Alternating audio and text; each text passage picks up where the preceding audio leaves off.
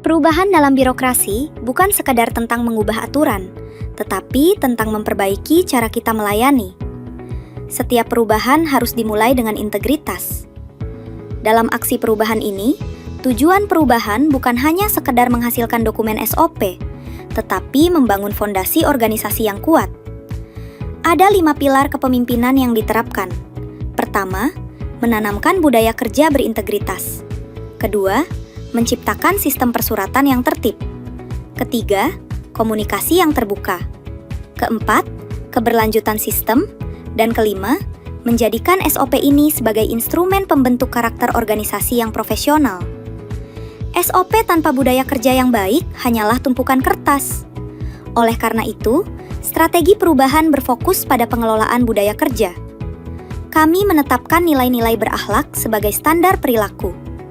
Kami menyusun target kinerja yang jelas, melakukan monitoring rutin, dan yang terpenting, membangun suasana kerja yang saling mendukung. Kami ingin memastikan bahwa tertib administrasi menjadi habit atau kebiasaan baru bagi seluruh pegawai. Dalam memimpin perubahan ini, perlu disadari bahwa pemimpin tidak bisa bekerja sendiri. Strategi jejaring kerja diterapkan pada 3 level: kepercayaan antar individu, pembagian peran yang jelas dalam tim internal, serta kolaborasi strategis dengan pihak eksternal. Kunci keberhasilannya ada pada komunikasi yang intens dan koordinasi yang rutin. Untuk memastikan kelancaran aksi perubahan, kami memetakan para pemangku kepentingan.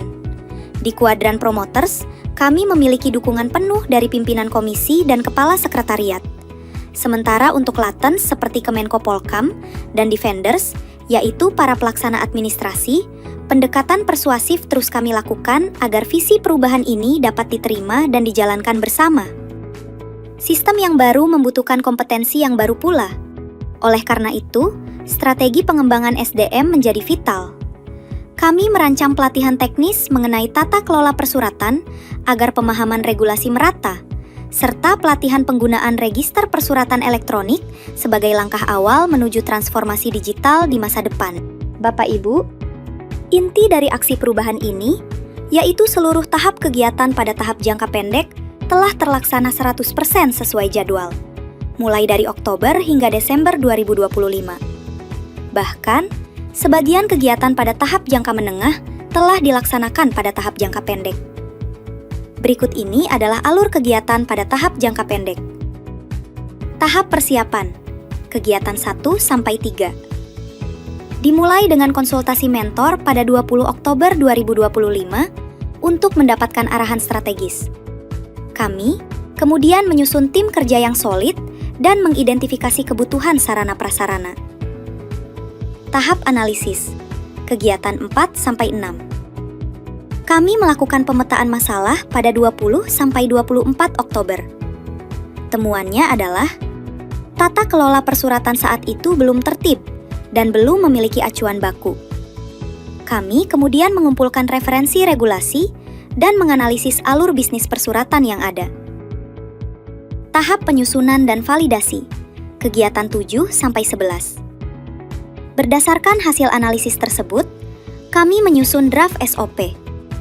Proses ini memakan waktu sedikit panjang, 27 Oktober sampai 14 November, untuk memastikan ketelitian. Draft tersebut kemudian dikonsultasikan, direvisi, dan divalidasi hingga menjadi dokumen final pada akhir November 2025. Hasil konkret dari kerja tim ini adalah tersusunnya 7 dokumen SOP bagi Sekretariat Komisi Kejaksaan Republik Indonesia yang meliputi 1. SOP penerimaan surat masuk pada Komisi Kejaksaan. 2. SOP surat keluar pada Komisi Kejaksaan. 3. SOP penerimaan surat laporan pengaduan masuk pada Komisi Kejaksaan. 4. SOP rekomendasi pada Komisi Kejaksaan. 5. SOP penerimaan surat masuk pada Sekretariat Komisi Kejaksaan. 6. SOP surat keluar pada Sekretariat Komisi Kejaksaan. 7. SOP tindak lanjut surat pada bagian lingkungan Sekretariat Komisi Kejaksaan. Semua dokumen ini telah disahkan pada tanggal 3 Desember 2025 dan siap diimplementasikan pada Sekretariat Komisi Kejaksaan Republik Indonesia. Seluruh proses ini mendapatkan dukungan penuh dari mentor saya, Bapak Antoni Setiawan SH.MH, selaku Kepala Sekretariat. Dukungan beliau memastikan bahwa aksi perubahan ini berada dalam jalur pembinaan struktural yang tepat. Mudah-mudahan, manfaat yang dirasakan menjadi nyata.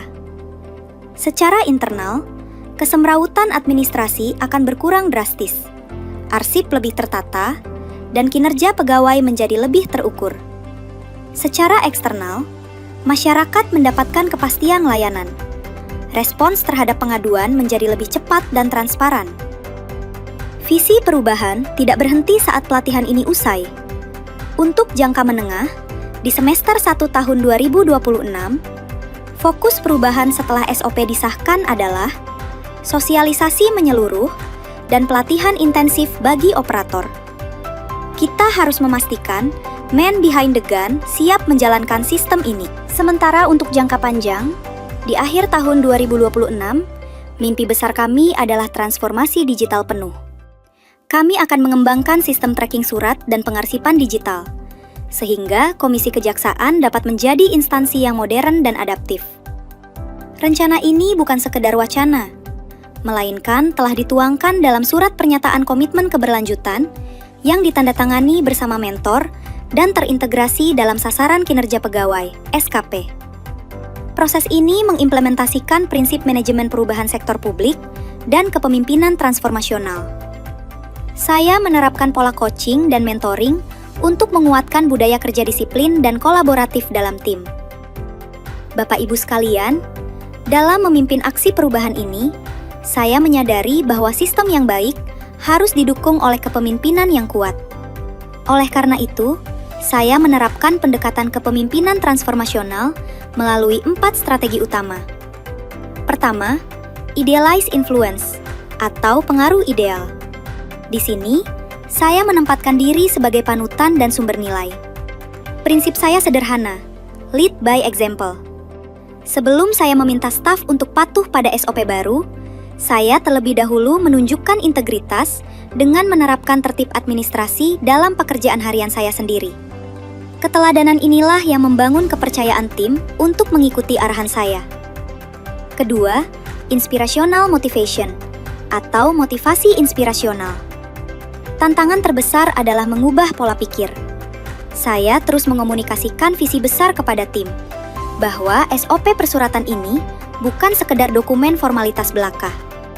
Saya menanamkan pemahaman bahwa ini adalah alat strategis untuk memangkas kesalahan administrasi dan mempercepat verifikasi laporan masyarakat. Dengan begitu, tim bergerak bukan karena perintah, melainkan karena sadar bahwa kerja keras mereka akan meningkatkan citra dan mutu pelayanan Komisi Kejaksaan RI. Ketiga, intellectual stimulation atau stimulasi intelektual. Saya tidak membiarkan tim terjebak pada cara kerja lama. Saya mendorong mereka untuk berpikir kreatif dan berani berinovasi. Kami membuka ruang brainstorming untuk mencari solusi konkret, seperti bagaimana memangkas hambatan, bottleneck, pada proses paraf dan disposisi.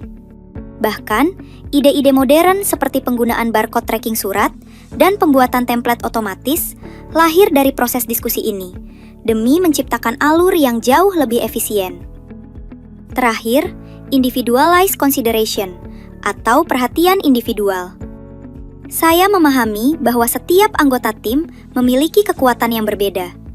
Saya berperan aktif sebagai mentor, memberikan pendampingan khusus bagi pegawai yang masih awam dengan SOP, sekaligus memetakan potensi mereka. Saya menugaskan pegawai yang detail-oriented untuk menjaga standar dokumen, sementara yang tech-savvy saya dorong untuk menyusun alur digital. Dengan memberikan umpan balik dan apresiasi personal, setiap anggota tim merasa dihargai dan memiliki peran penting dalam kesuksesan perubahan ini. Melalui 4 pilar inilah, kepemimpinan saya bekerja untuk memastikan perubahan benar-benar terjadi dan mengakar kuat dalam organisasi. Diseminasi kami lakukan secara internal melalui workshop dan FGD, serta secara eksternal melalui komunikasi resmi antar lembaga untuk menyebarluaskan standar baru ini. Secara pribadi, proses ini adalah kawah Chandra di muka. Bagaimana mengelola resistensi, bagaimana mengorkestrasi tim yang beragam, dan bagaimana mengambil keputusan strategis di tengah keterbatasan waktu merupakan tantangan sekaligus proses belajar untuk meningkatkan kapasitas diri. Aksi perubahan ini telah berhasil meletakkan dasar tata kelola persuratan yang modern di Sekretariat Komisi Kejaksaan RI. Target jangka pendek tercapai 100%, dan jalan menuju digitalisasi telah terbuka lebar. Kedepan, konsistensi adalah kunci. Pengawasan berjenjang dan komitmen pimpinan sangat diperlukan agar SOP ini tidak hanya menjadi dokumen mati, tetapi menjadi nafas organisasi.